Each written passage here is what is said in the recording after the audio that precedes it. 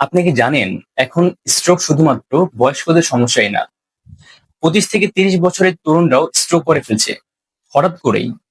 কেন এমন হচ্ছে? আপনি কি ঝুঁকিতে আছেন? আচ্ছা, স্ট্রোক কি? স্ট্রোক হলো মস্তিষ্কে রক্ত চলাচল বন্ধ হয়ে যাওয়া। স্ট্রোক দুই ধরনের হতে পারে। প্রথমত, ইসকেমিক স্ট্রোক, অর্থাৎ রক্ত জমাট বাঁধা অথবা ব্লকেজ হয়ে যাওয়া। দ্বিতীয়, হেমোরেজিক স্ট্রোক, অর্থাৎ রক্তনালী ফেটে যাওয়া। ফলাফল ফলাফল শরীরের অঙ্গ বিকল হয়ে যাওয়া, কথা আটকে যাওয়া অথবা হঠাৎ মৃত্যু। এখন প্রশ্ন হচ্ছে, অল্প বয়সে কেন হচ্ছে? এর মূল কারণগুলো হলো, প্রথমত, অতিরিক্ত উচ্চ রক্তচাপ, হাই প্রেশার স্ট্রোকের একটি বড় কারণ।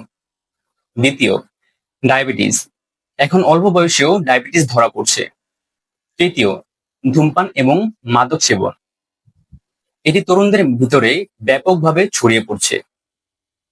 4, অতিরিক্ত ফাস্ট ফুড এবং মোটা হয়ে যাওয়া।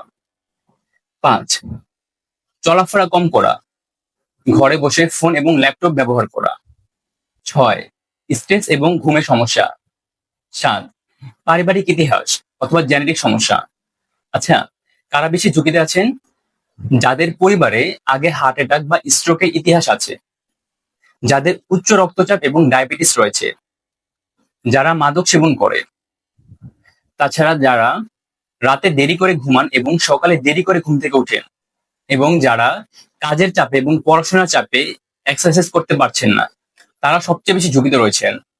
আচ্ছা, কিভাবে অল্প বয়সে স্ট্রোক থেকে বাঁচবেন? প্রতিদিন নিয়মিত অন্তত 30 মিনিট হাঁটাহাঁটি অথবা হালকা ব্যায়াম করুন। আপনার উচ্চ রক্তচাপ বা ডায়াবেটিসের সমস্যা থাকলে ওষুধ সেবন করুন। খাদ্যাভ্যাসে পরিবর্তন আনুন। অতিরিক্ত লবণ, অতিরিক্ত ফ্যাট জাতীয় খাবার খাবেন না। যারা মাদক সেবন করেন এবং ধূমপান করেন, তারা এটি থেকে দূরে থাকুন। পর্যাপ্ত পরিমাণ ঘুম এবং স্ট্রেস ম্যানেজমেন্ট করুন, এবং বছরে অন্তত একবার স্বাস্থ্য পরীক্ষা করুন। স্ট্রোক হঠাৎ করেই হয়, কিন্তু প্রস্তুতি নিলে এড়ানো সম্ভব। আজই সচেতন হন, নিজের জন্য, নিজের পরিবারের জন্য। আর এই ভিডিওটি ভালো লেগে থাকলে এখনই শেয়ার করুন আপনার পরিবার পরিজনের সাথে।